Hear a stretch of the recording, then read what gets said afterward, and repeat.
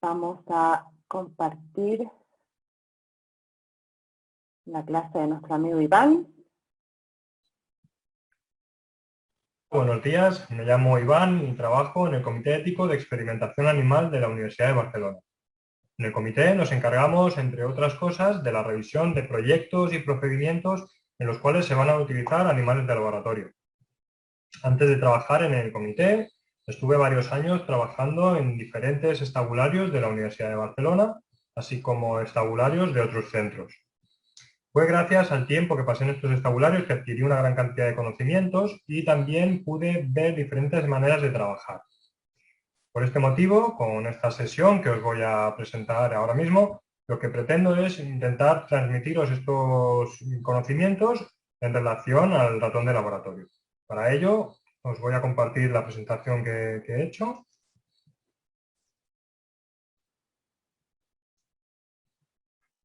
Es la unidad 8, la de ratón de laboratorio.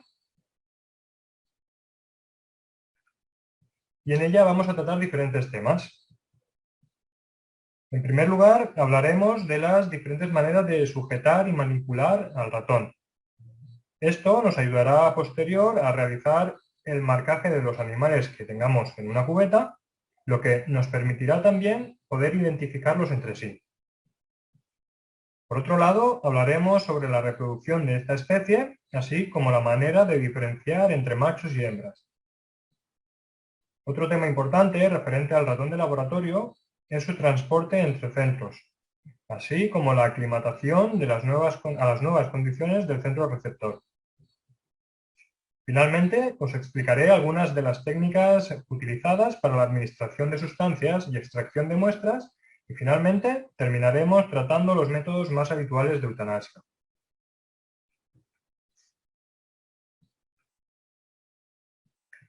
Para empezar, hablaremos sobre los principios básicos a tener en cuenta cuando trabajamos con ratones de laboratorio. En primer lugar, debemos asegurar unas condiciones adecuadas de manejo, es decir, debemos garantizar que el alojamiento, las condiciones ambientales que rodean al animal, así como la alimentación o la bebida, sean las idóneas para garantizar la salud de nuestros animales y su bienestar. Por otro lado, hay que tener en cuenta que si para llevar a cabo nuestros estudios necesitamos hacer algún tipo de restricción a nuestros animales, ya sea del tipo alimentaria o de movilidad, estas deben reducirse al mínimo para conseguir nuestros objetivos, de tal manera que los animales puedan llevar a cabo sus necesidades fisiológicas y etológicas sin problema. Tened en cuenta que los dispositivos de inmovilización no se pueden considerar como métodos de alojamiento. Por ejemplo, el uso de restrainers para la administración de productos a través de la vena de la cola tan solo debe utilizarse para llevar a cabo esta técnica. Nunca dejaremos allí a los animales una vez finalizada la administración. De igual modo, el bienestar del animal debe ser nuestra prioridad, con lo que no utilizaremos dispositivos si con ellos tan solo vamos a mejorar nuestra comodidad. Finalmente, deberemos estar atentos a la aparición de lesiones o enfermedades que puedan deberse al manejo o a la sujeción o inmovilización de los animales.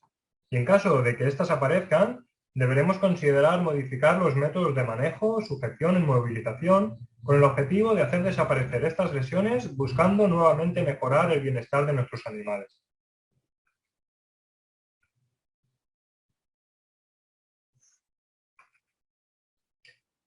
¿Qué consideramos por manejo del ratón?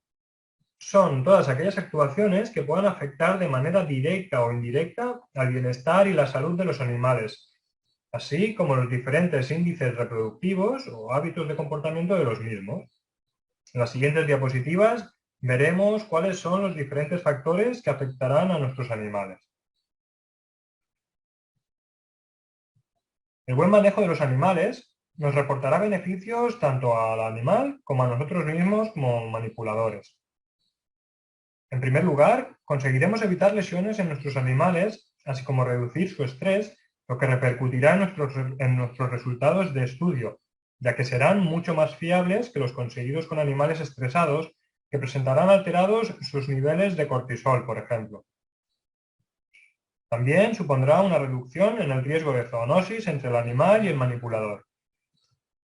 En cuanto a nosotros, si hacemos un buen manejo de los animales, conseguiremos reducir el riesgo de mordiscos y arañazos, lo que a su vez reducirá de nuevo el riesgo de zoonosis. Como veréis, el método de sujeción más común de un ratón es el de sujetar al animal por la base de la cola o bien a través de la piel entre las orejas. Otras formas de coger los animales es mediante las dos manos y haciendo una especie de cuenco con ellas. Inicialmente los ratones saltarán tratando de escapar, pero una vez que se habitúen al manipulador conseguiremos poder mover los animales de una cubeta a otra en caso de que queramos cambiar a una cubeta limpia a los animales y no habrá ningún tipo de problema. Para conseguir esto hay que repetir el proceso varias veces hasta que el animal se habitúe a nosotros.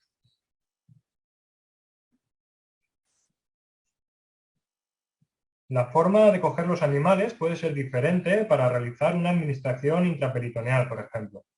Para estos casos cogeremos el animal por la base de la cola y con la otra mano cogeremos la piel que hay entre las orejas, de tal forma que quedará expuesta la zona peritoneal para hacer la administración. También podemos utilizar los elementos de enriquecimiento ambiental de la jaula, como podrían ser los tubos de cartón. Estos nos permitirán mover los animales de una cubeta a otra prácticamente sin tener que tocarlos.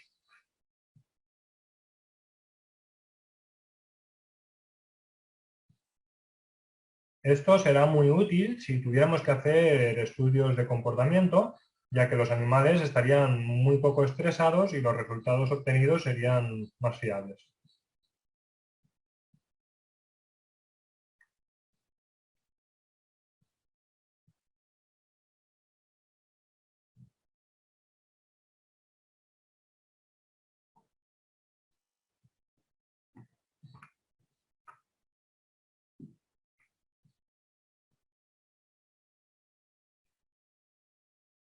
Muchos son los factores implicados en el manejo que pueden alterar el bienestar de los animales. Tenemos los factores genéricos, como serían la ventilación, temperatura, humedad, iluminación, ruido, alojamiento, etc. Y los directos, entre los cuales tendríamos la recepción de los animales, la creación de cruces, destetes, genotipado, la realización de procedimientos experimentales, etc. Es decir, todos aquellos que implican el contacto directo con el animal. En cuanto a la ventilación, habría que remarcar que el aire de las salas de estabulación debe ser limpio y para ello se deben utilizar filtros EPAs como el que veis en la imagen, que permiten filtrar partículas suspendidas en el aire de hasta 0,3 micras. Este filtrado nos ayudará a eliminar o al menos reducir los olores y gases generados, así como las partículas de polvo suspendidas en el aire, etc. Por otro lado, es aconsejable que haya una renovación continua del aire de las salas. Lo ideal es que se den entre 15 y 20 renovaciones por hora. Es importante también que las rejillas de ventilación, así como los difusores de impulsión, estén bien ubicados para evitar que las corrientes de aire puedan llegar directamente a los animales. Es conveniente que los racks donde se ubican las cubetas tengan una estantería superior que impida que las corrientes puedan afectar a los animales que haya dentro de las cubetas situadas más arriba. Cosa que no sucede en la imagen que estáis observando, ya que las cubetas del estante superior no tienen nada encima que las proteja de las corrientes directas. En cuanto a la temperatura, aquí encontraréis una tabla con las temperaturas óptimas para cada una de las especies con las que se puede trabajar en un laboratorio. En el caso del ratón, el margen va de los 20 a los 24 grados, siendo los 22 la temperatura óptima. Cualquier temperatura por encima o debajo de estos rangos afectará al bienestar de los animales, con lo que deberemos tomar medidas para restablecer de nuevo la temperatura en los valores adecuados. La humedad es otro de los factores que debemos controlar para asegurar el bienestar de nuestros animales. Igual que con la temperatura, existen unos rangos óptimos de humedad entre los que podemos mantener a los animales sin que estos se vean afectados negativamente. En el caso del ratón, la humedad óptima oscila entre el 40 y 70%. Por encima o por debajo de estos rangos, la salud de nuestros animales puede verse comprometida, como podemos observar en la imagen inferior izquierda. Humedades por debajo del 30% pueden generar constricciones en la cola de los animales, efecto conocido como ringtail, pudiendo incluso necrosarse las colas y perder parte de ellas. En cuanto observemos algún animal con estos síntomas, debemos revisar las condiciones ambientales, ya que muy probablemente algo esté fallando. En todo animalario debe haber un sistema de climatización que nos informe en todo momento de las temperaturas y humedades de todas las salas, tanto en las que haya animales como en aquellas donde haya almacenamiento de piensos, virutas, etc. Esto nos ayudará a poder actuar rápidamente en caso de detectar alguna anomalía, avisando al personal de mantenimiento de nuestro centro para que puedan solucionarla a la mayor brevedad. Este que veis es solo un tipo de visualización en directo de las salas de un estabulario.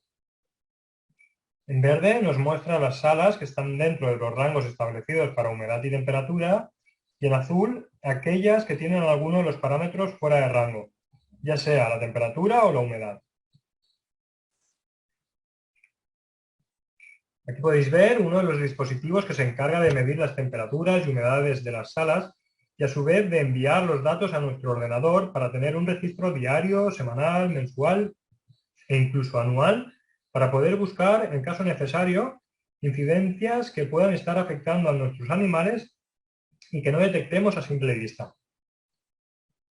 Es posible, por ejemplo, que nuestros cruces hayan dejado de ser productivos y no seamos capaces de saber el motivo. Una razón podría ser que durante las noches se den picos de bajas temperaturas y esto solo lo podremos detectar si tenemos un registro de las 24 horas de las temperaturas.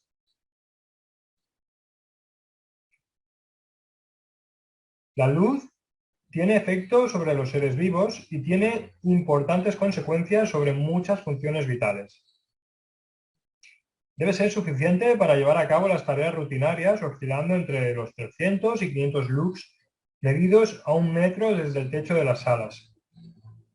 Los ratones tienen que tener un ciclo de 12 horas de luz y 12 horas de oscuridad, siendo este último el periodo en el que son más activos. Las jaulas de la parte superior de los racks deben estar protegidas por estantes superiores para evitar, igual que sucedía con las corrientes de aire, que la luz les llegue de manera directa.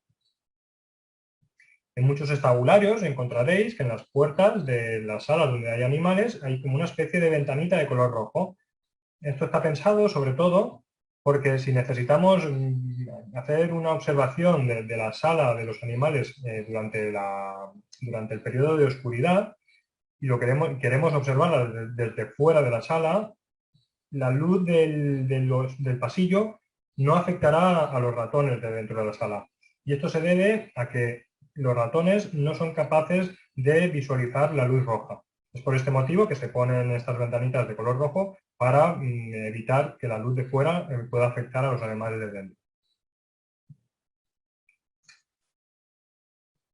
Igual que la luz, el ruido puede afectar a nuestros animales, provocándoles aumentos en los niveles de estrés, provocando también una reducción en la eficacia reproductora de nuestros cruces. Es por este motivo que las colonias de ratones deben situarse lo más alejadas posible de las fuentes de ruido. El personal que trabaje con animales de experimentación debe mantener un nivel de ruido bajo. Evidentemente, no debe chillar, no deben correr, etc. Las alarmas que se utilicen en los estabularios deben afectar lo mínimo posible a nuestros animales, con lo que idealmente deberían ser alarmas luminosas o bien alarmas acústicas, cuya frecuencia sea indetectable para los animales, por debajo de los 500 Hz, aunque para nosotros puedan ser muy estridentes. Las vibraciones alteran gravemente a los animales. Hay muchas fuentes generadoras de vibraciones en un estabulario, como por ejemplo los autoclaves, los lavarracks, los propios motores de los racks ventilados, etc. Lo ideal es conseguir aislar estas vibraciones para que no afecte a nuestros animales.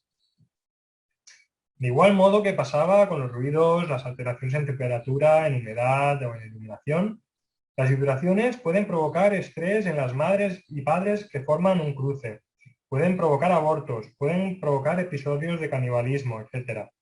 Aparte, también podríamos encontrarnos situaciones como estereotipias, es decir, movimientos repetitivos por parte de los ratones dentro de una cubeta. En cuanto a las presiones, generaremos presión positiva o negativa en nuestras salas según sean nuestros intereses. Encontraremos presión positiva en aquellas zonas destinadas a mantener animales libres de patógenos y zonas de experimentación, mientras que la presión negativa la encontraremos allí donde se realicen experimentos con agentes infecciosos, donde se almacenen residuos potencialmente contaminados, en cuarentenas o en laboratorios donde se hagan necropsias. En cuanto a la alimentación, comentar que cada especie debe recibir su pienso, puesto que estos tienen composiciones diferentes según sea la especie para satisfacer así sus necesidades metabólicas. No podemos dar a una especie pienso diseñado para otra especie diferente, puesto que, aparte de no cubrir dichas necesidades metabólicas, posiblemente tampoco puedan comerlas bien. Cada especie tiene una dentadura diferente. El pienso debe presentarse en envoltorios adecuados que lo mantengan aislado de humedades, temperaturas, microorganismos, etc. En el envoltorio debe aparecer el nombre del producto, la composición del mismo, la fecha de caducidad, el lote al que pertenece, entre otra información. De esta forma sabremos qué y en qué condiciones se encuentra lo que damos a nuestros animales como alimento. A continuación veremos los factores de manejo directo de nuestros animales.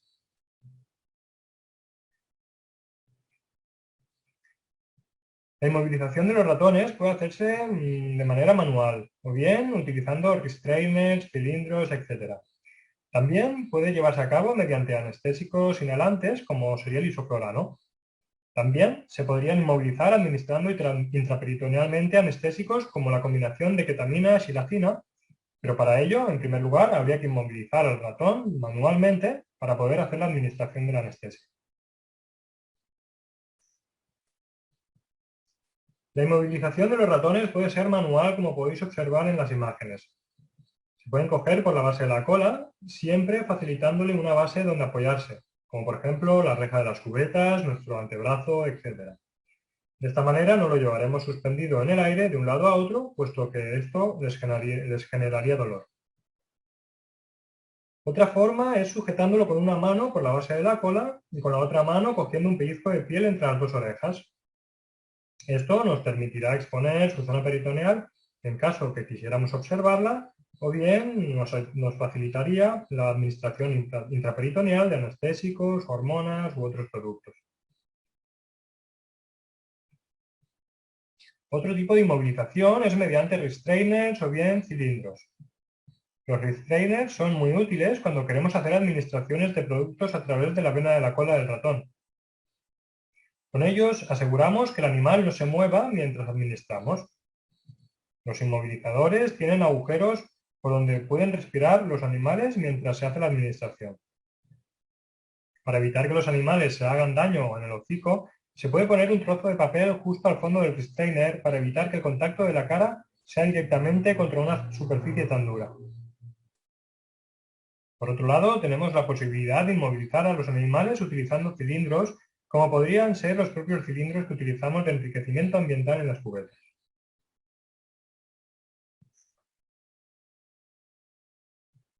A continuación hablaremos de la reproducción de nuestros animales. En esta imagen podéis ver las diferentes fases de crecimiento de un ratón. En primer lugar, se da el desarrollo embrionario de los animales tras la cópula y confirmación de gestación de la hembra. Normalmente el apareamiento se produce en la fase de oscuridad. La cópula se puede demostrar por la presencia en la vagina del llamado tapón vaginal, constituido por el esperma del macho que coagula dentro de la vagina. Es relativamente duro y persiste unas 12 horas. Este tapón está formado por una mezcla de secreciones de las glándulas sexuales accesorias del macho y secreciones vaginales. La duración de la gestación es de 19 a 21 días, según la cepa, hasta que se da el parto. La lactación dura aproximadamente 21 días, momento en el que se realiza el destete de las crías. Aproximadamente 5 semanas después se alcanza la madurez sexual. Hay diferentes tipos de cruces dependiendo cuál sea nuestro objetivo. Tenemos los cruces continuos y los cruces discontinuos. Los continuos los utilizaremos cuando queramos expandir nuestra colonia. Los discontinuos nos interesarán para saber cuál es el día exacto de gestación en el que se encuentra la hembra e incluso saber el día exacto que tendrá lugar el nacimiento de las crías. Para cualquier cruce que creemos, deberemos cruzar las hembras con los machos. Evidentemente, primero nos tendremos que haber asegurado que los animales que vamos a poner a cruzar son los que realmente nos interesan. Y para ello tendremos que comprobar sus identificaciones. Pondremos las hembras con los machos por la tarde para poder verificar al día siguiente la presencia del tapón vaginal. Hay que hacerlo a primera hora de la mañana, ya que este se cae al cabo de unas horas, como hemos comentado en la diapositiva anterior, y en el caso de que se caiga sería muy difícil localizarlo entre la viruta. El hecho de detectar tapón vaginal no nos asegura al 100% que la hembra esté gestante, pero sí nos asegura al 100% que ha habido monta. Al montar el cruce anotaremos la fecha que se creó. Incluso podemos anotar el peso de la hembra antes de poner el cruce. Os aconsejo que pongáis la hembra en un recipiente para evitar que ésta salte de la báscula y luego tengáis problemas para cogerla. Luego, pues, con el paso de los días podemos ir haciendo control de peso y si vemos que la hembra va aumentando de peso, esto nos indicará que está gestante. Finalmente, deberemos marcar las cubetas donde haya hembras gestantes para que sean fácilmente localizables al entrar a la sala. De esta forma nos aseguraremos minimizar el estrés haciendo ruidos para buscar estas cubetas que podrían provocar abortos, canibalismo, etc. Tal y como podéis observar, toda jaula debe estar correctamente etiquetada indicando cuándo se ha iniciado el cruce, así como la identificación de los animales que forman el cruce. También podríais añadir una etiqueta accesoria en la que se pusieran las fechas de destete, el número de crías que han nacido, cuántas son macho, cuántas son hembras, etc. Cuando vayamos a hacer el destete de las crías, tenemos que tener preparado de antemano el material que vayamos a necesitar. Entre ese material constan una jaula para las crías hembras, otra para las crías macho, las tarjetas identificativas donde pondremos la fecha de nacimiento de las crías, el cruce de donde proceden estas mismas, las marcas identificativas que hagamos a los animales, etc. Estas marcas pueden hacerse en la oreja, extrayendo un pequeño fragmento con el perforador de oreja. Y al mismo tiempo que nos permitirá identificar a los animales, también nos permitirá para hacer su genotipado. Para esto tendremos que tener preparados Eppendorfs debidamente etiquetados, donde introduciremos los fragmentos de oreja extraídos, o bien de cola. Se puede también cortar un trocito de cola mediante un cauterizador, como podéis observar en la imagen central. Con este cortaremos pocos milímetros del extremo de la cola y al mismo tiempo que cortamos, el cauterizador lo que hará será parar la hemorragia de la herida. Es conveniente tener un registro en papel o en ordenador de las marcas que hemos hecho a nuestros animales, así como del resultado del genotipado de los mismos, para tener un control y poder hacer la consulta en cualquier momento. Antes comentábamos que para hacer el destete debíamos preparar todo el material necesario, entre el que se incluían las cubetas para las crías macho y para las crías hembras. Pero ¿cómo sabemos cuáles serán las crías macho y cuáles serán las hembras? Para ello debemos fijarnos bien en la distancia anogenital, tal y como podéis observar aquí en la imagen. En el caso de los machos, esta distancia será mayor que en las hembras. En los animales de 3 semanas de edad, que es la edad de destete, es relativamente fácil diferenciar estas distancias sin mayores problemas. La cosa se irá complicando cuando necesitemos saber el sexo de las crías cuando tengan una sola semana de edad o incluso menos tiempo. De todas formas, no os esperéis, ya que con la experiencia seremos capaces de diferenciar ambos sexos, sea cual sea la edad. Aquí podéis observar cómo el animal que está en la izquierda es el macho, ya que la distancia ano-genital es mayor que la que hay en el animal de la derecha, que sería la hembra. Aquí sería al revés, el animal de la izquierda es la hembra, el de la derecha sería un macho, y aquí sería al revés otra vez. El animal de la izquierda sería un macho y el de la derecha una hembra.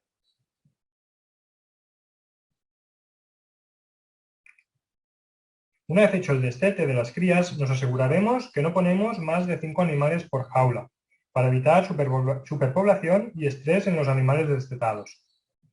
Puesto que los animales son pequeños, facilitaremos el acceso al agua y comida, añadiendo pienso entre la viruta, así como haciendo uso de tetinas largas en las botellas para facilitarles el acceso a la bebida. Por último, y para evitar sorpresas al cabo de las semanas y encontrarnos crías inesperadas, repasaremos los sexos de los animales destetados. En la jaula, en caso de tener duda a la hora de hacer el destete de una cría, lo que haremos es poner esta cría destetada dentro de la jaula de los machos y no al revés, ya que de equivocarnos, tan solo una hembra sería montada por los machos.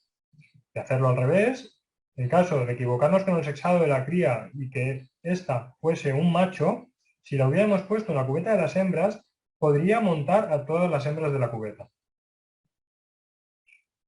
Una vez verificados los sexos, rellenaremos las etiquetas identificativas con los datos necesarios.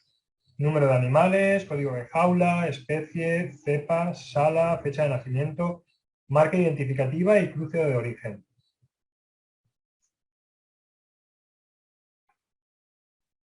Este sería un ejemplo de etiqueta con toda la información que os acabo de comentar.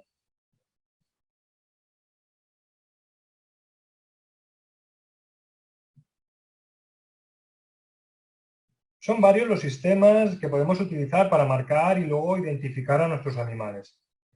Cada uno tiene sus ventajas e inconvenientes y al final nos decantaremos por utilizar unos u otros en base a los resultados que vayamos obteniendo con el uso de cada uno de ellos. Uno de los métodos que podemos utilizar es el marcaje de colas haciéndoles diferentes marcas. Este es un método bastante barato, ya que con un rotulador de tinta permanente tendríamos suficiente. El inconveniente que existe es que los ratones, al acicalarse, pueden llegar a borrarse las marcas, con lo que cada 2 días deberíamos verificar que se siguen viendo estas marcas y repasarlas en caso de que empiecen a borrarse, para que no se diera la situación que se borrasen del todo y no fuéramos capaces de identificar a nuestros animales. Existe otro sistema que es utilizar marcadores de color para identificar a los animales. El inconveniente que tiene es similar al método anterior, ya que con el acicalado acaban borrándose las marcas y hay que repasarlas. Otro sistema de identificación es el de la perforación de orejas. Este sistema es mejor que el anterior, ya que con el mismo trocito de oreja que extraigamos podremos hacer también el fenotipado de nuestros animales. Tan solo necesitamos un perforador de orejas y un registro donde anotar las marcas hechas y, por supuesto, dejar claro cuál es el código de marcaje utilizado, para que luego no haya errores en la interpretación a la hora de que estos animales tengan que ser reconocidos por otra persona. El sistema de marcaje habitual por perforación de oreja es el que se ve en la imagen. De esta manera, cada animal de la cubeta tiene una marca distinta, lo que les hace imposibles de confundir unos de otros.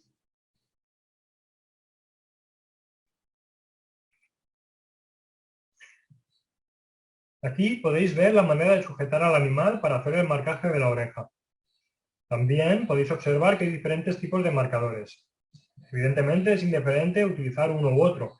Todo dependerá con cuál de ellos nos sintamos más cómodos. Como único inconveniente de este tipo de sistema es que si hacemos las marcas muy pequeñas, Veréis que hay marcadores que hacen marcas de un tamaño, otros marcadores de otro tamaño diferente. Y de darse el caso que los animales sean recién destetados, es posible que a medida que vayan creciendo los animales, se les vayan cerrando los agujeros. En animales adultos esto es muy difícil que suceda. Otro método utilizado para identificar a los animales es mediante la realización de tatuajes. Estas marcas no se borrarán, pero es un método más caro y más estresante para los animales.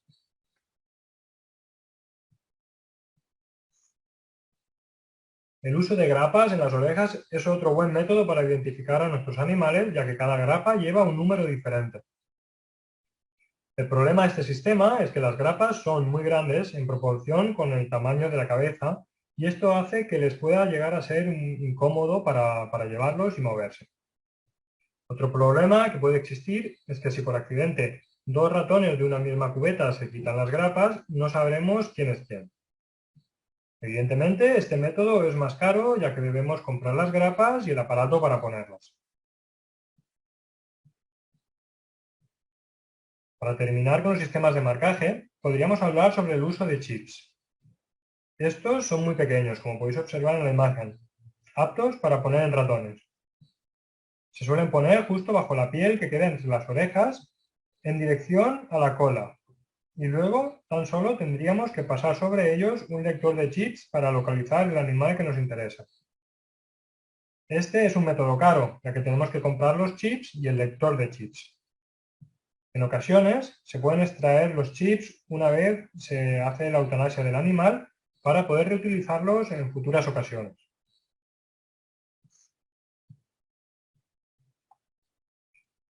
Hasta ahora hemos hablado sobre el marcaje y la identificación de los animales, pero de igual manera deben estar bien identificadas las cubetas donde los vamos a alojar. De esta manera, cualquier persona, sin necesidad de abrir la cubeta, podría saber qué animales hay dentro, cuántos, el sexo de los mismos, etc. La información que debe aparecer como mínimo en una cubeta debería ser la siguiente: la sala, el código de jaula, el usuario responsable, la especie, la cepa, el sexo, la fecha de nacimiento, la fecha de cruces, si es una cubeta de cruces, número de animales, el investigador, el código del procedimiento al que pertenece esta cubeta y observaciones en caso de ser necesario apuntarlas. Aquí tenéis un ejemplo con tarjetas en las que aparecería esta información. Un método útil para hacer más visual la identificación de las cubetas es darle un color diferente, por ejemplo, diferenciándolos por investigadores. De este modo, si a cada investigador le damos un color, podremos ver nada más entrar en la sala dónde tienen sus cubetas sin tener que perder tanto tiempo para localizar una cubeta en concreto, en caso que todas las jaulas tuvieran una tarjeta de color blanco, por ejemplo.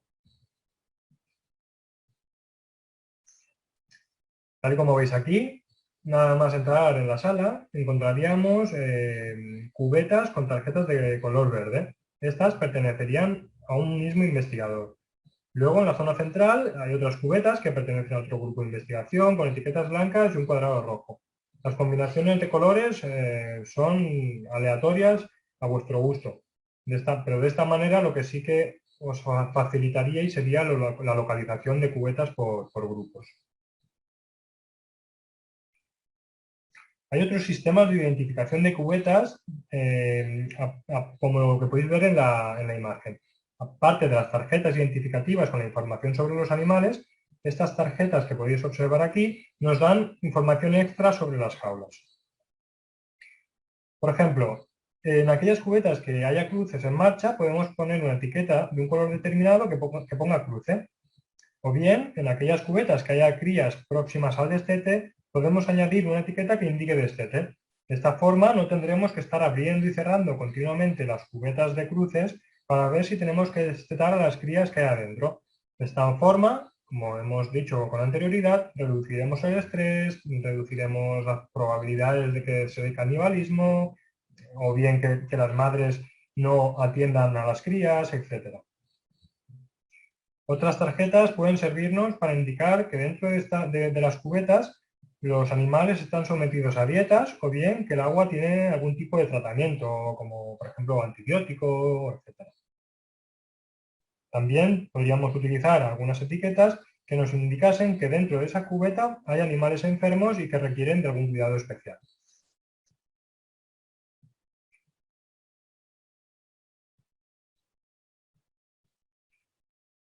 En ocasiones, los animales se tendrán que enviar de un centro a otro, o bien de casa comercial a estabulario o entre estabularios.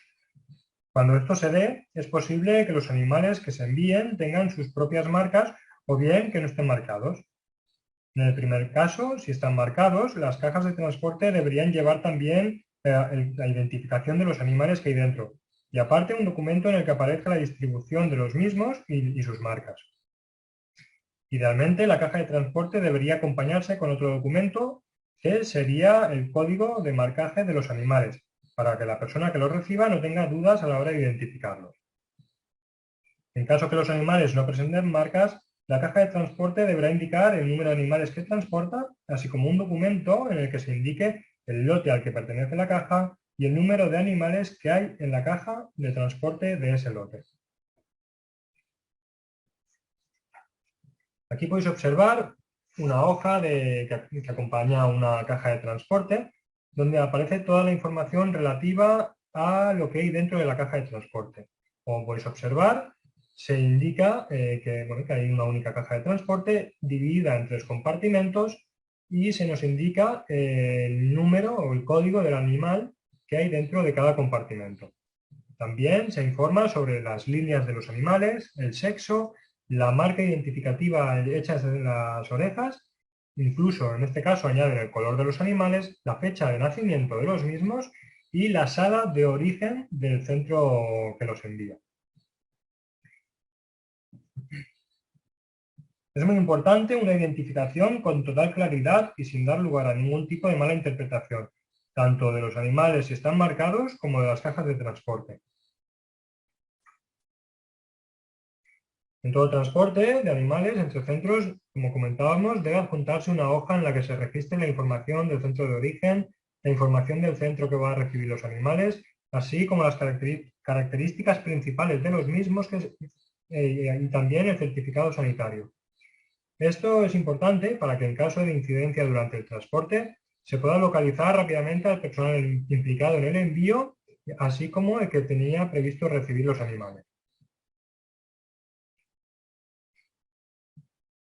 Siempre que se vaya a llevar a cabo un transporte hay que tener en cuenta que tanto las cajas de transporte como el sistema que se utilice para transportarlas deben estar pensadas y diseñadas para evitar o limitar la entrada o propagación de microorganismos, así como evitar la salida de los animales transportados. El traslado de los animales genera en estos un gran estrés, ya que durante un periodo de tiempo están fuera de su zona de confort, no están en una cubeta normal, sienten olores distintos, así como vibraciones generadas por el propio trayecto. Es por este motivo que siempre que haya que transportar animales, hay que asegurar que su salud y bienestar no se vean alterados. Por ello, las cajas de transporte deben ser adecuadas, considerando el número de animales a trasladar, los materiales no deben ser dañinos, etc. Durante el transporte deben mantenerse unas condiciones ambientales adecuadas que estén dentro del rango como si estuvieran en una sala del estabulario. También tenemos que tener en cuenta que mientras dura el transporte, los animales dispongan de suficiente agua y comida hasta que lleguen al centro de destino, considerando que pudieran darse situaciones que pudieran alargar la duración prevista del viaje.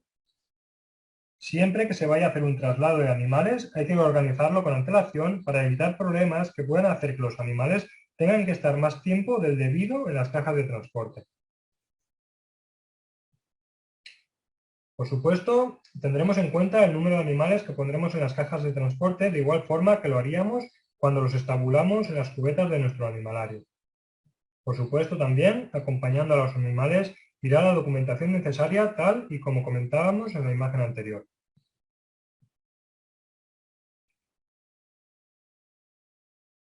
Aquí podéis ver el artículo al que hace referencia el Real Decreto 53/2013 sobre el transporte de animales.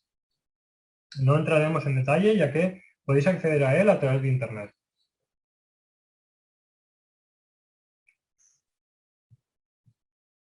En cuanto a las cajas de transporte, hay una gran variedad, pero todas ellas deben asegurar el bienestar de los animales, permitiendo una inspección visual desde fuera de los mismos sin comprometer su estado microbiológico. Hay individuales, compartimentadas, etc. Todas deben llevar un filtro que permita el intercambio de gases con el exterior, pero que impida a su vez la entrada de microorganismos. Como ya podéis imaginar, se pueden trasladar pequeños volúmenes de cajas entre centros, o bien muchas cajas si vienen de una casa comercial a un animalario, por ejemplo.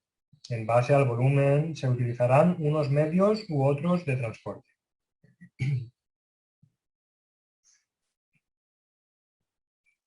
Una vez que recibimos los animales, ya sea de casa comercial o de otro centro, debemos hacer un control de la documentación que los acompaña, para verificar que los animales que recibimos son los que estábamos esperando. Debemos también hacer un examen físico de los animales para asegurarnos que llegan en buen estado. Y a continuación tenemos que someterlos a una cuarentena antes de ubicarlos en su sala de destino para evitar que, en caso que sean portadores de alguna patología, puedan transmitirla al resto de animales de la sala donde vayamos a ubicarlos. Todo animal que llegue a nuestro centro debe venir acompañado con un documento en el que indique cuál es el centro de origen o proveedor, en caso que venga de casa comercial. Debe indicarnos también la especie, cepa, sexo, edad de los animales o peso. Por otro lado, los animales deben venir acompañados también de un documento en el que se nos muestre el historial sanitario o estatus sanitario de la sala de donde proceden los animales.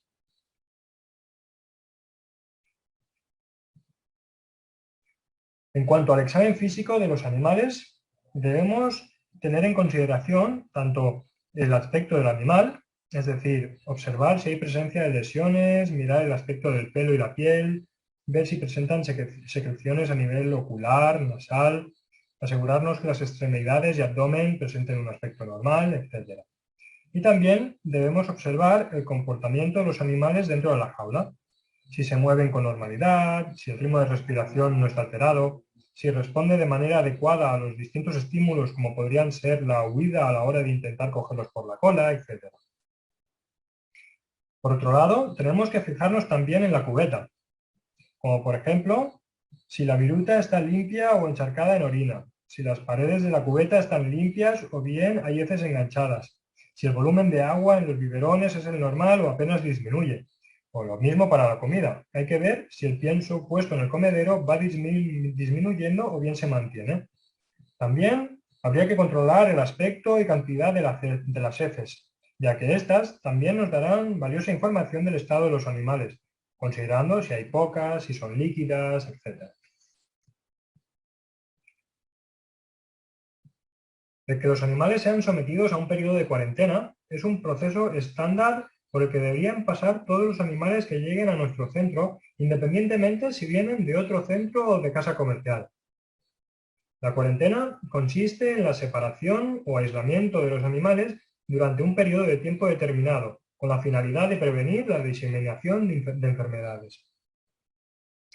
De esta manera, también ayudamos a los animales a recuperarse del estrés generado por el viaje, a aclimatarse a las nuevas instalaciones y a los nuevos compañeros de sala, nuevos olores, nuevos ruidos, etc. Lo que también nos asegurará que no haya alteraciones en los resultados de nuestros estudios. Un aspecto a tener en cuenta es que la zona destinada a la cuarentena debería estar situada cerca del área de recepción de los animales. No tiene ningún sentido tener que pasear los animales a lo largo de nuestras instalaciones hasta llegar a la zona de cuarentena, puesto que esto incrementará el riesgo de diseminación de enfermedades hacia el resto de animales de nuestro centro en caso que los animales recibidos las presenten.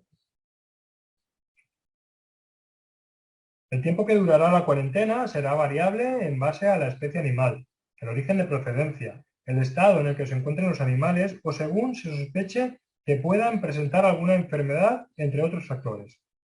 En el caso del ratón, lo ideal sería que estos pasasen un periodo de cuarentena que durase alrededor de una semana o 10 días. Una vez pasado este tiempo y confirmado que los animales se encuentran bien, ya podríamos ubicarlos en sus salas respectivas sin miedo a que pudieran diseminar ninguna enfermedad al resto de animales de la sala estabulados con anterioridad. Aquí podéis ver el artículo al que hace referencia el Real Decreto 53/2013 sobre el alojamiento de los animales. No entraremos en detalle, puesto que también podéis acceder a él a través de Internet. Por encima, comentaros que habla sobre los requisitos que deben cumplir tanto los centros usuarios como los criadores y suministradores en cuanto al cuidado y alojamiento de los animales. Se tienen que tener en cuenta la especie, así como sus condiciones fisiológicas y estado sanitario, para proporcionarles el alojo, comida, entorno y cuidados adecuados. Se verificarán diariamente las condiciones ambientales que rodean a los animales, entre otros puntos.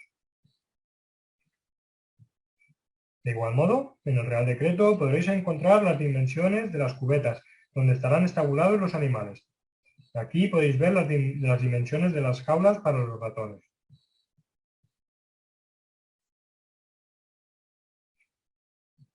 Por supuesto, situaciones como la de la imagen no deben darse. Una superpoblación en una cubeta tan solo generará problemas. Aumento de casos de agresividad entre los individuos de la cubeta, acúmulo de suciedad en la viruta, riesgo de consumo excesivo de agua y pienso, y que los animales se puedan quedar sin comida o bebida, generando situaciones de canibalismo dentro de la jaula. Evidentemente, habrá un incremento en los niveles de estrés y esto hará que los resultados que obtengamos en nuestros estudios no sean fiables. Esto tampoco debe darse bajo ningún concepto. Las cubetas deben estar ubicadas en los racks habilitados para ello. El colocar las cubetas apiladas unas sobre otras provocará, por un lado, que los animales de abajo no puedan respirar, ya que si os fijáis, en la parte superior de las cubetas hay un filtro que permite el intercambio de gases y las de abajo lo tienen completamente tapado, puesto que las cubetas de encima lo bloquean. Otra situación que pudiera darse es que sin querer alguien les dé un golpe y se caigan al suelo, pudiendo dañar a los animales, o bien con un carro, si alguien pasase con un carro, podría golpear las cubetas y de nuevo estas caer al suelo.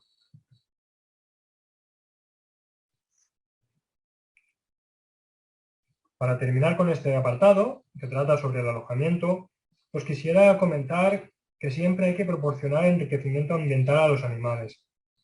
Aquellos animales que no dispongan de ello se aburrirán y no podrán desarrollar su comportamiento habitual como si se encontraran en la naturaleza. Este enriquecimiento ambiental sirve también para reducir niveles de estrés, así como para dar refugio a aquellos animales cuando dentro de la cubeta hay alguno dominante.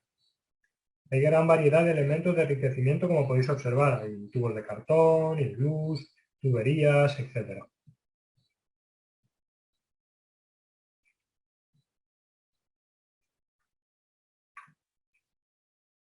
Antes de empezar con este punto, querría recordaros que los animales con los que trabajamos son muy sensibles y debemos tener cuidado a la hora de manipularlos para cada una de las técnicas que os voy a presentar.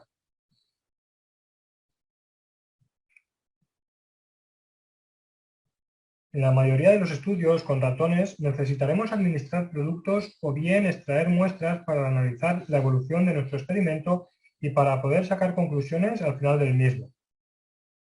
A continuación, os mostraré algunas de las técnicas más utilizadas en ratón. Tendréis que tener en cuenta que para cada técnica se podrán administrar unos volúmenes máximos y también se tendrá que utilizar una aguja de un tamaño determinado.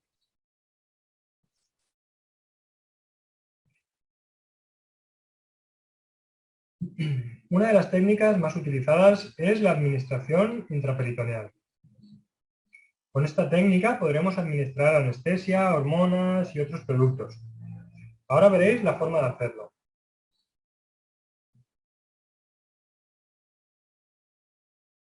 En primer lugar, cogeremos al animal de la cubeta por la base de la cola.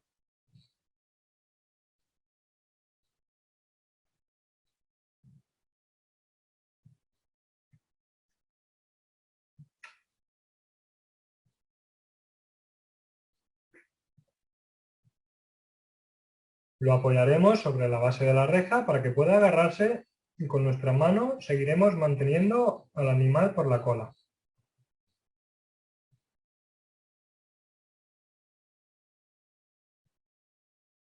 Con la otra mano cogeremos un pellizco de piel entre las orejas del ratón, como podéis ver en la imagen.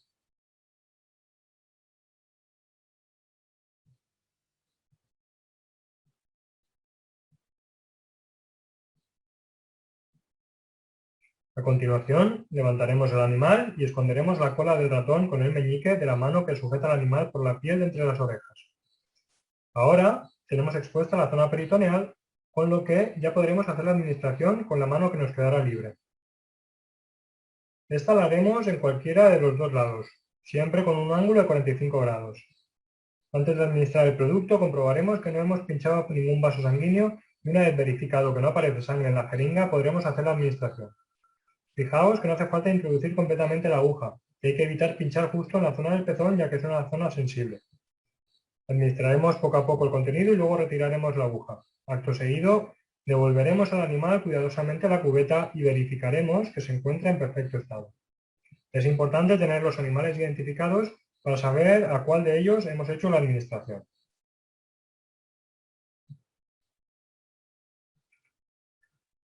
Otra de las técnicas utilizadas es la administración oral u oral gavage. En primer lugar, lo que tenemos que decidir es qué cánula utilizar, una rígida o bien una flexible.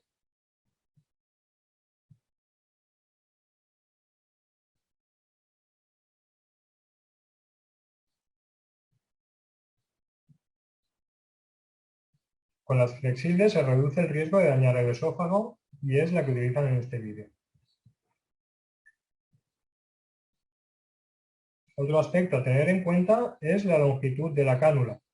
Esto dependerá del tamaño de los animales que vayamos a administrar. Sujetaremos al animal tal y como muestra la imagen en posición vertical e introduciremos la cánula.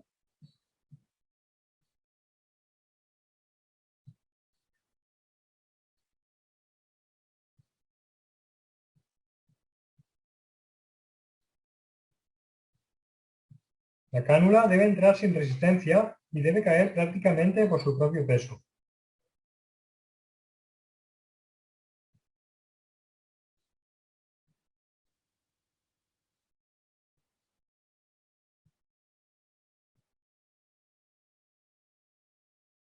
En caso de encontrar resistencia, significará que estamos entrando por la tráquea, con lo que deberemos extraer la cánula y volverla a introducir por el lugar correcto. Nunca forcéis, ya que lo que podremos provocar es la muerte del animal. Administraremos lentamente el contenido de la jeringa y una vez administrado retiraremos la cánula y devolveremos al animal a la cubeta verificando que se encuentra perfectamente.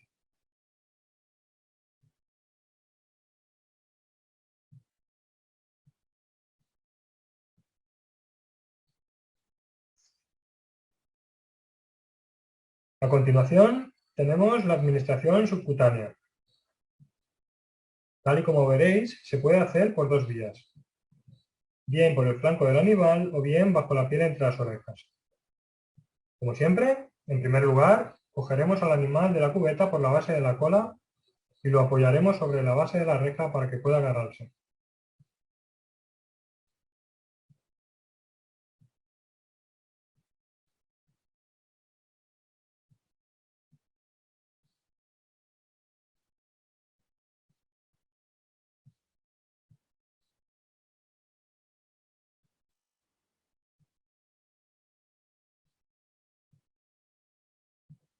Una de nuestras manos sujetará la cola del animal y con la otra cogeremos un pellizco de piel. Este pellizco de piel entre las orejas, bajo este pellizco de piel entre las orejas, será donde hagamos la administración.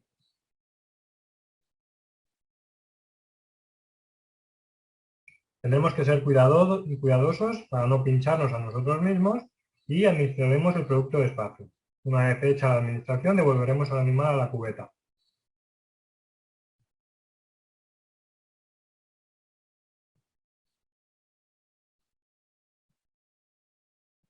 Ahora observaréis la otra manera de hacer la administración subcutánea. Cogeremos al animal como si fuéramos a hacer una administración intraperitoneal, pero sin necesidad de dejar a la vista la zona peritoneal. Introduciremos la aguja bajo la piel en la zona lateral y administraremos nuestro producto. Como podéis observar, se forma una especie de bolita bajo la piel, lo que demuestra que hemos hecho una buena administración subcutánea. Una vez administrado el contenido, retiraremos la aguja y devolveremos al animal a la cubeta, verificando como siempre que se encuentra en perfecto estado.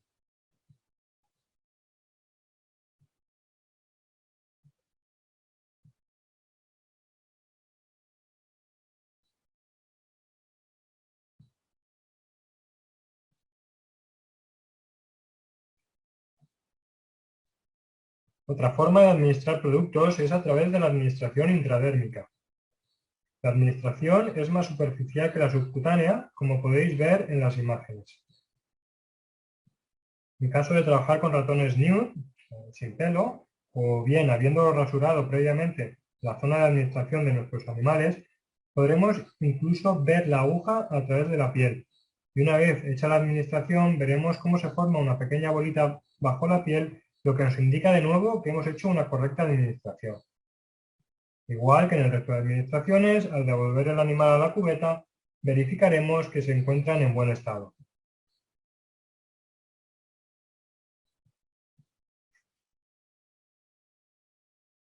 También podemos administrar productos de forma intramuscular. Una forma de hacerlo en nuestros animales es a través del paquete muscular de las extremidades posteriores. Siempre en un ángulo de 45 grados e intentando evitar pinchar justo en medio de la extremidad, ya que correríamos el riesgo de pinchar el nervio ciático, lo que provocaría bastante dolor y molestias a nuestros animales y posteriormente les generaría problemas para moverse y acceder al agua y comida.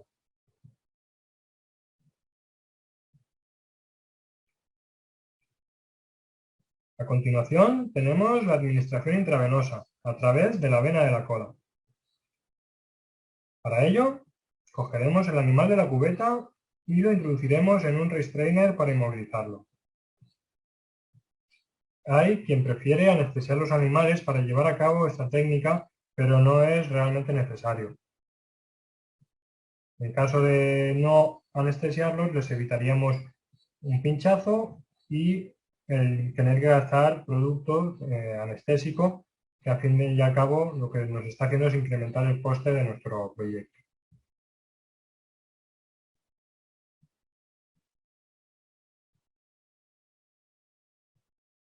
Evidentemente, si los anestesiamos, nos ahorraríamos la necesidad de tener que introducir el animal dentro de un restrainer.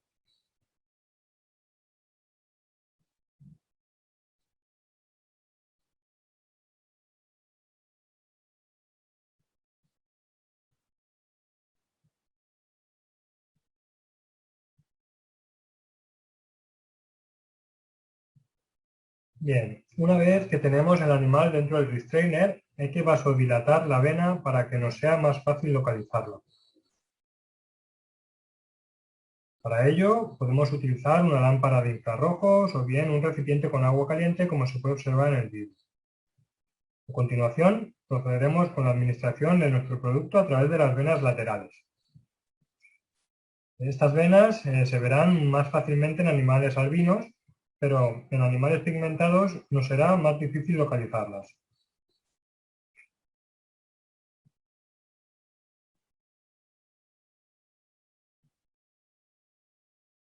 Para hacer la administración empezaremos a partir del medio de la cola y no arriba del todo, ya que en caso de fallar podremos volver a intentarlo un poco más arriba.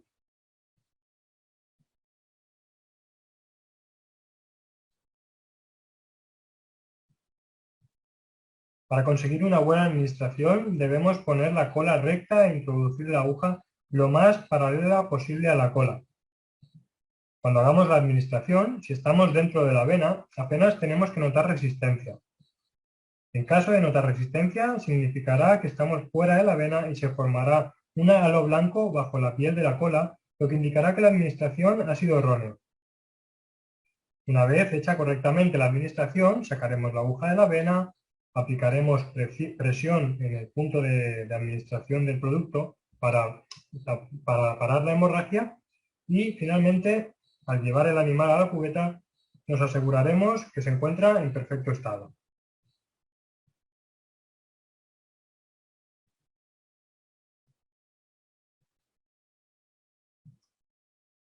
Una vez vistas algunas de las técnicas para la administración de sustancias, vamos a ver ahora algunas de las técnicas para la obtención de muestras. En nuestro caso serían muestras de sangre. En primer lugar, podemos extraer sangre a través de la vena facial. Lo que tenemos que hacer es preparar siempre, antes de proceder con la extracción, el material que vayamos a necesitar. Entre este material encontraríamos una lanceta y los tubos recolectores de sangre.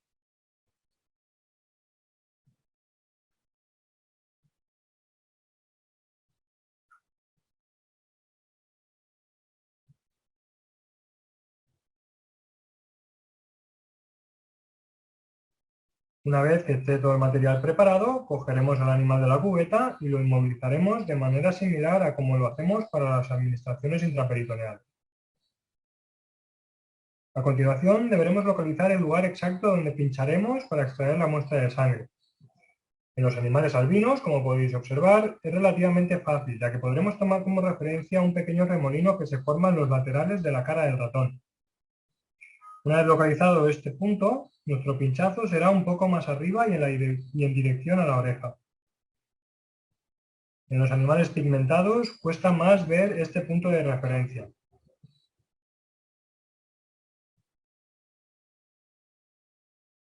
Pincharemos con la lanceta e inmediatamente obtendremos la sangre que pondremos dentro del Eppendorf recolector de sangre. Como veréis, la cantidad de sangre que se puede obtener mediante esta técnica es considerable.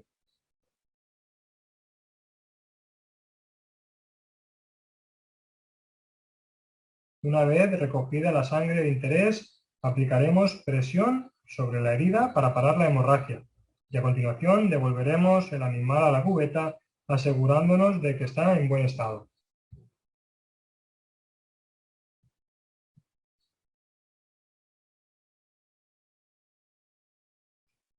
Con esta técnica, como podéis observar, los animales, el único estrés que padecen es justo en el momento del pinchazo.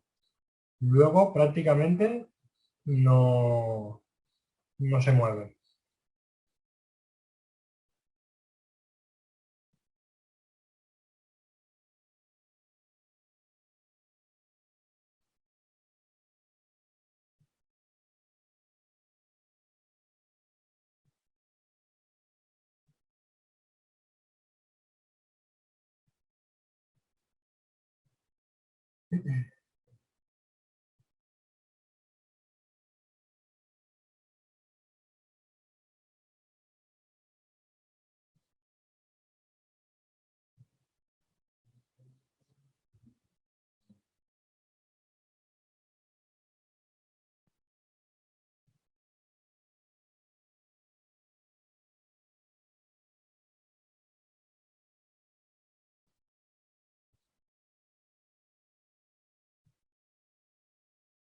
Acordaos siempre de aplicar presión para parar la hemorragia y nunca dejéis al animal dentro de la cubeta sin haber hecho este paso, ya que si no podría ser la situación que el animal continuase sangrando dentro de la cubeta.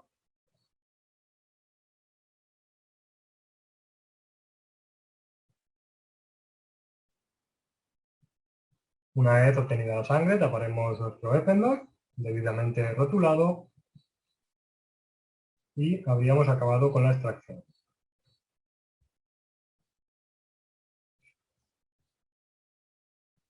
Otra de las vías para obtener sangre es a través de la vena safena. Introduciríamos al animal dentro de un falcón, por ejemplo, para inmovilizarlo.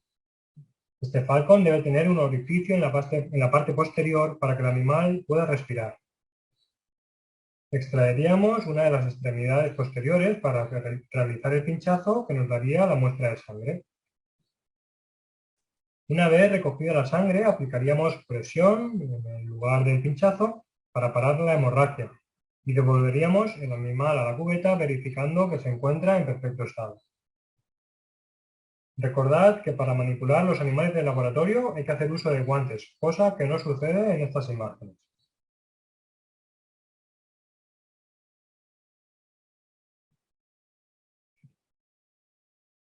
Finalmente, tenemos la extracción de sangre a través de la punción cardíaca.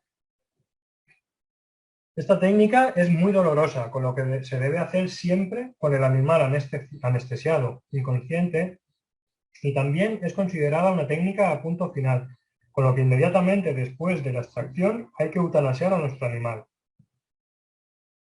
Para llevar a cabo esta técnica, colocaremos al animal boca arriba tal y como se muestra en la imagen.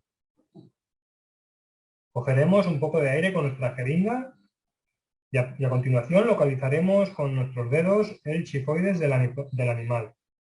Una vez localizado por debajo de este, introduciremos la aguja buscando el corazón. Cuando lleguemos al corazón, veremos cómo entra sangre en nuestra aguja gracias al aire que habíamos recogido previamente. En este momento, intentaremos mantener la posición para obtener la mayor cantidad de sangre posible. Otra manera de hacer la extracción sería por la zona lateral del ratón, introduciendo la aguja a la altura de las costillas para lograr el mismo objetivo que por la otra vía de entrada. De entrar por el lateral corremos el riesgo de pinchar los pulmones y generar un neumotórax, con lo que nuestro animal podría morir antes de obtener la sangre que nos interesa. Tal y como os comentaba, acto seguido tenemos que eutanasiar el animal mediante dislocación cervical, por ejemplo. De todos modos, posiblemente con la cantidad de sangre que consigamos extraer de nuestro animal, ya provocaremos un choque hipovolémico al ratón, provocándole la muerte. Sin embargo, nos tenemos que asegurar de ello.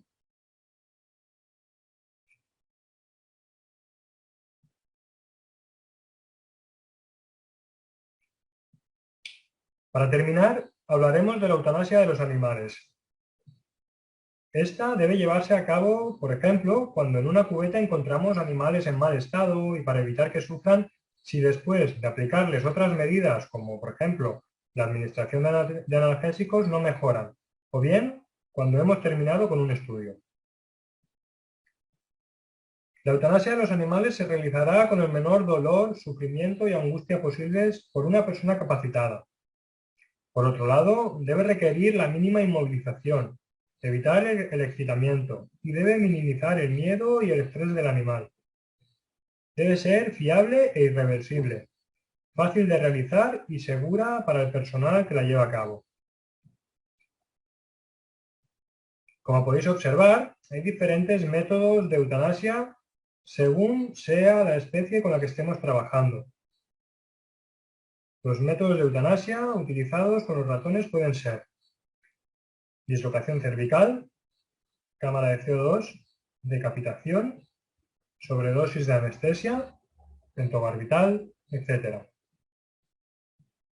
El método a escoger dependerá de la especie con la que trabajemos y se deben cumplir algunos requisitos para poder utilizar un método u otro.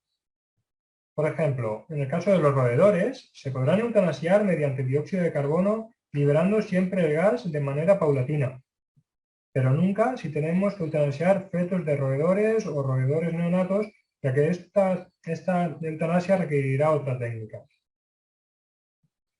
En caso que vayamos a eutanasiar mediante decapitación, siempre deberemos pensar si existen métodos alternativos antes que este. Para terminar, comentaros que la muerte del animal debe confirmarse por uno de los métodos siguientes antes de proceder a la eliminación del cadáver. Los métodos son confirmación del cese permanente de la circulación, destrucción del cerebro, luxación cervical, desangramiento o confirmación del comienzo del rigor mortis.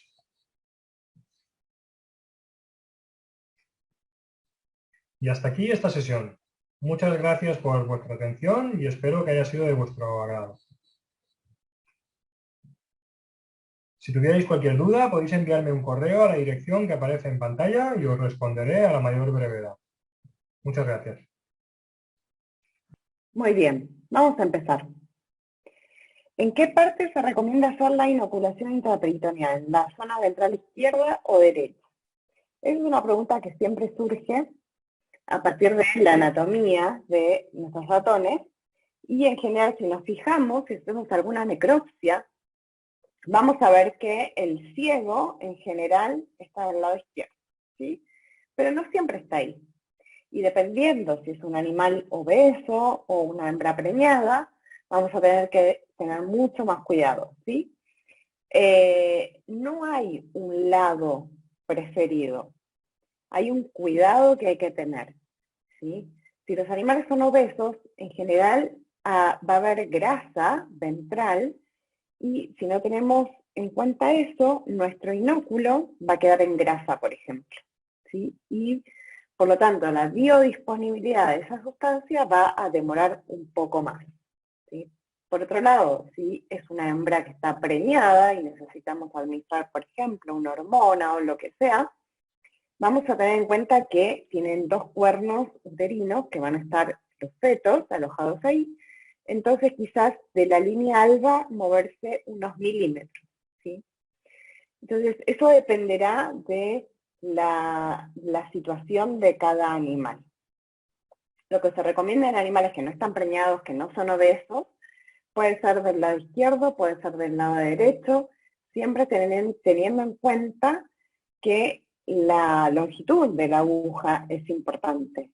En general, si tuvimos la oportunidad de hacer alguna necropsia, vamos a ver que la piel y el peritoneo están casi pegados y con solo atravesar un poco más del bisel de la aguja, vamos a estar dentro del peritoneo, ¿sí? Así que, en general, las agujas que solemos utilizar son bastante más largas de lo que vamos a perforar en intraperitoneal. Así que mucho ojo con eso. Eso hay que tener mucho cuidado. Preguntan, ¿cuál es el tiempo adecuado de cuarentena? El tiempo adecuado de cuarentena, como decía Iván, puede ir desde los 5 a los 10 días. En casos particulares se puede dejar hasta 15 días. Por ejemplo, nosotros cuando recibimos animales del exterior preferimos dejarlos 2 semanas en cuarentena y además la legislación nos obliga a dejarlos separados al menos 40 días, ¿sí? Entonces, por lo menos 15 días los dejamos nosotros. Pero bueno, dependerá de cada regulación de cada país. Preguntan si en el ratón Balcé el peso se puede relacionar con la edad. Sí, de todas maneras, cada línea, cada cepa tiene su curva de peso, que también les puedo indicar la bibliografía en todos los recursos que les vamos a poner para que ustedes puedan ver la curva de peso de las cepas o líneas más utilizadas. No hay problema, ya me lo voy a anotar. ¿Qué volúmenes se pueden administrar en cada día? Eso va a depender de qué libro uno esté mirando, ¿sí? Referencias van a encontrar un montón. Uno tiene que basarse en la evidencia, por un lado, y por otro lado, en literatura probada, ¿sí? Por ejemplo, el Leyland de América tiene un paper donde están referencias que han sido probadas. Por otro lado, Inglaterra también tiene muy buenas referencias y van a presentar una tabla con los volúmenes máximos. Así que yo lo que les recomiendo es que tomen, si van a tomar alguna referencia, tomen alguna serie, ¿sí? Nosotros les vamos a colocar algunas tablas de referencia. Pregunta si se puede infectar con la misma aguja varios ratones en una caja. No, definitivamente no. Ese es un error que venimos cometiendo desde hace muchas generaciones de personas que trabajan con animales de laboratorio. ¿Qué pasa si a nosotros nos inoculan con una aguja que ha sido usada por otro ser humano? Corremos el riesgo de contaminarnos con algo. Bueno, en el caso de los animales de laboratorio es exactamente lo mismo. Si uno tiene que inocular 5 animales, va a tener que utilizar 5 agujas. Y acá no hay excepción, ¿sí? Hay un póster muy bonito de Inglaterra, de un centro de Inglaterra de refinamiento, donde muestran las microfotografías de la aguja nueva, después de un uso, después de 2 usos, 3 usos, 4 usos, y uno puede visualizar el daño que está en la aguja, ¿sí? Se empieza a doblar. Estos materiales son desechables, han sido hechos para ser utilizados una sola vez. Y por favor, no las reutilicen. Si pincharon una vez, deséchenla, ¿sí? No la reusen. En eso no podemos escatimar gastos, ¿sí? Porque vamos a estar contaminando al tejido de otro animal, vamos a estar generando dolor innecesario, porque las agujas se desgasta el filo, así que no lo hagan, ¿sí? ¿Qué temperatura del agua es recomendable para vasodilatar? Esto es muy importante. Nunca suban el agua más allá de los 60 grados. ¿Sí? Personalmente he visto ratones con la cola necrosada después de administraciones endovenosas. No suban de 60 grados. Ya con eso tenemos una vasodilatación suficiente, ¿sí? Entonces, mucho cuidado con eso, mucho cuidado con el uso de lámparas también. He visto animales quemados por eso, que han inyectado estupendamente la sustancia, pero el animal resultó quemado. ¿Sí? Así que no descuiden esa parte.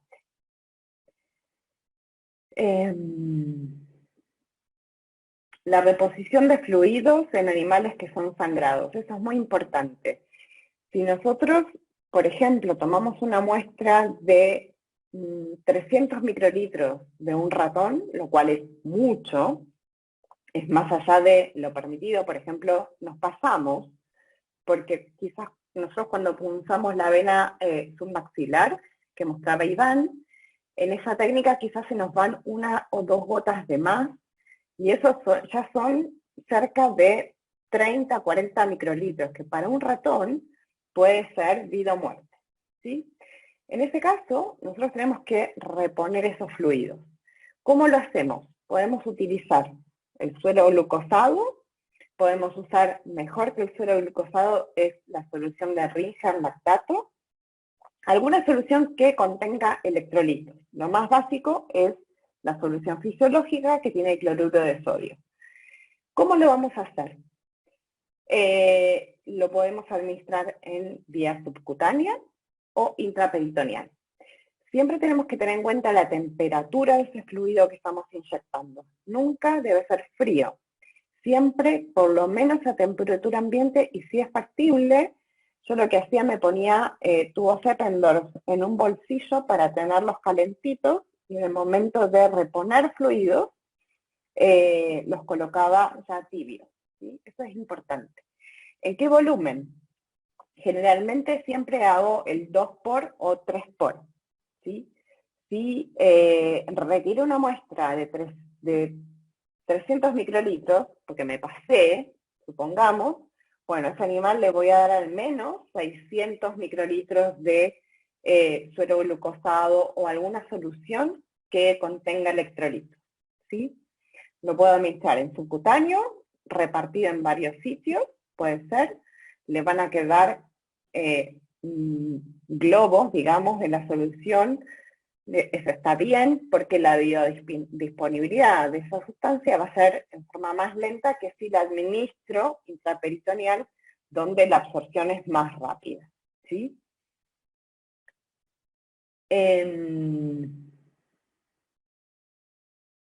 Muy bien. ¿La extracción por vía submaxilar es sin anestesia? Sí, en general se hace sin anestesia porque es una técnica rápida, donde simplemente se punza la vena y listo.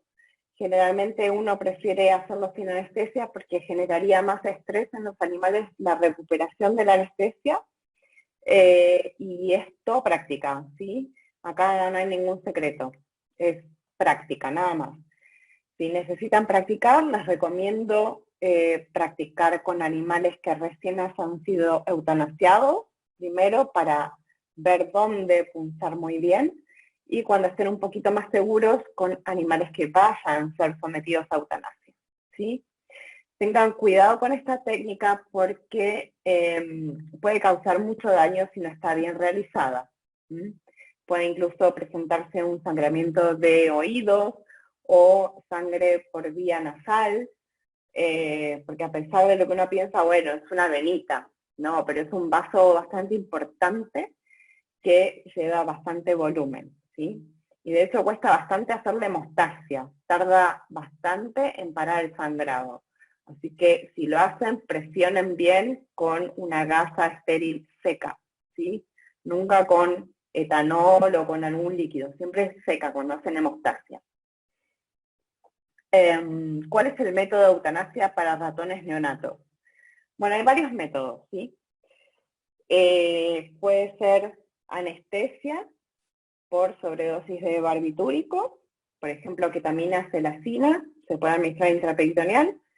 Puede ser anestesia con isoflurano y luego decapitación.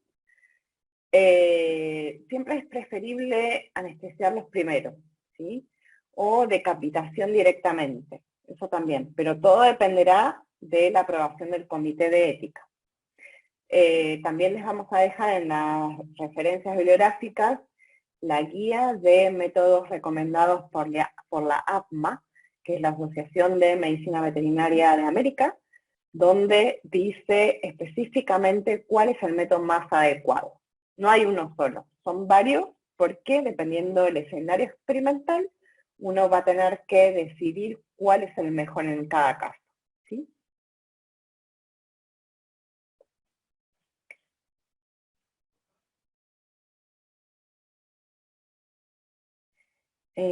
La vía retroorbital, mencionar, sí. Les voy a mencionar que la vía retroorbital, la verdad es que se está dejando de usar. Fue muy buena vía hace como 20 años, les diría yo, pero hoy ya se descubrieron, por ejemplo, la vena facial es mucho más rápida, causa menos daño en los animales. Entonces, ya la verdad es que la retroorbital se está dejando de usar, además la calidad de la muestra obtenida por vía retroorbital no es tan buena, ¿sí? Se mezcla bastante con los fluidos. Entonces, se está dejando de usar, se está dejando de lado. Las punciones como submaxilar y safena son con lancetas, tipo de diabetes, sí. Sí, pueden utilizar las lancetas que vienen con los kits de medir glucosa para humanos. Esas lancetas van bastante bien. A veces no tienen tanto filo. Personalmente, lo que uso para tomar muestras de la vena submaxilar son agujas. Utilizo las 21G, pero las marco hasta dónde llegar, ¿sí? O, bueno, si tienen mucha práctica, directamente saben que no tienen que introducirla demasiado. En general, con solo introducir el bisel ya es suficiente. Si no consiguen lancetas con buenos filos, se puede utilizar agujas 21G. Hay algunas personas, o en la bibliografía pueden encontrar también de 18G, para mí son muy grandes para ratones, pero bueno, prefiero utilizar 21 o 23, que es un poquito más pequeño, ¿sí? Si se puede puncionar con agujas hipodérmicas, sí, sí se puede, sí. De hecho, son las que más se utilizan. Esa es una pregunta muy buena, muy interesante. Pregunta si es correcto usar trapos o telas para sujetar o manejar ratones. En el cambio diario de un animal de caja a caja, de jaula a jaula, no es conveniente porque nosotros tenemos que evaluar a los animales, ¿sí? Y si no ponemos verlos o ver cómo actúan, es muy difícil. Ahora, si los vamos a inmovilizar y uno no tiene mucha experiencia, poder se puede, ¿sí? No es lo más usual, pero no está prohibido. Lo ideal es que aprendan a utilizar las manos, ¿sí? Que puedan manejar con las manos, porque al usar un paño o lo que sea, perdemos sensibilidad y podemos estar presionando demasiado, y ustedes saben que los animales tienen estas grandes venas, igual que nosotros, estos grandes vasos, y quizás estamos presionando demasiado y le generamos una hipoxia. Así que se puede, pero con mucho cuidado. Preguntan si un ratón puede ser anestesiado 2 días consecutivos. Eso dependerá del protocolo experimental, ¿sí? El que tiene que dar el ok, tiene que ser el comité de bioética. Fisiológicamente se puede, siempre y cuando uno tenga los cuidados post-anestesia. Las anestesias en general generan una hipotermia muy importante en estos animales porque tienen un metabolismo muy rápido, necesitan calor, ellos viven en zona de termoneutralidad de 26 grados, les gusta el calorcito, entonces tenemos que tener mucho cuidado con la recuperación. Poder se puede, ¿sí? Pero dependerá del comité de bioética y del protocolo de experimentación. Preguntan si se necesita rasurar algunas áreas para la punción.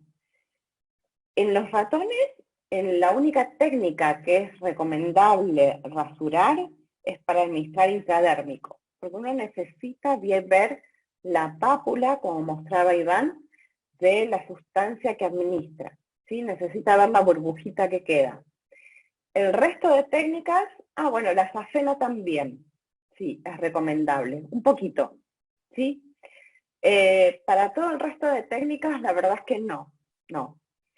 Y tratar de rasurar lo menos posible, porque también ellos pierden mucho calor a través de la piel. Una cosa importante, el intramuscular no se rasura, no es necesario, ¿sí?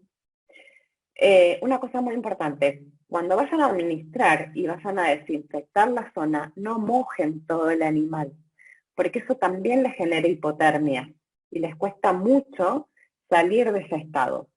Quizás uno lo ve un poco decaído, pero es por la hipotermia y no por la administración de sustancia o por la toma de muestra. Así que mucho cuidado con eso, ¿sí?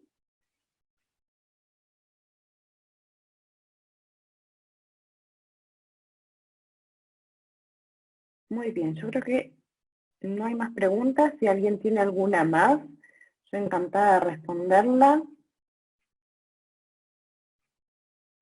Aprovechen ahora. Ya estamos terminando. Espero que no haya sido muy pesado.